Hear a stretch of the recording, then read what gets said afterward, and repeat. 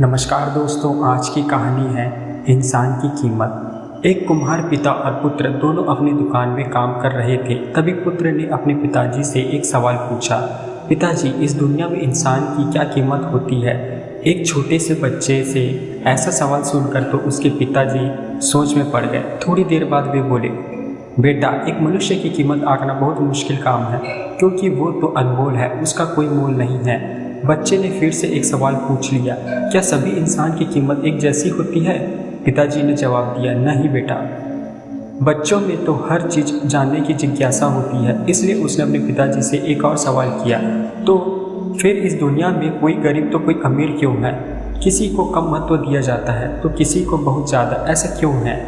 बच्चे के द्वारा इस तरह के सवाल सुनकर पिताजी कुछ देर तक शांत रहे और फिर अपने पुत्र से थोड़ी सी मिट्टी लाने को कहा। मिट्टी लाते ही पिताजी ने पूछा, बेटा, इसकी क्या कीमत होगी? बेटे ने तुरंत जवाब दिया, पिताजी, इसकी तो कोई कीमत नहीं है। पिताजी ने अपने पुत्र से सवाल किया, अगर मैं इससे छोटे घड़े बना दूं तो इसकी क्या कीमत हो जाएगी?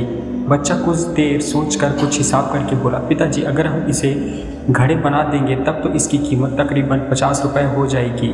पिताजी ने पूछा, अगर इस मिट्टी से मैं इसे भी बड़ा घड़ा बनाऊं तो इसकी क्या कीमत होगी?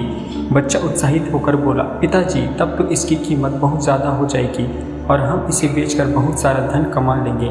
फिर पिताजी ने अपने पुत्र को समझाते हुए कहने लगे, बेटा, बस ठीक इसी तरह से मनुष्य की कीमत इसमें नहीं होती है कि अभी वो क्या है, बल्कि इसमें होती है कि वो अपने आप को क्या बना सकता है।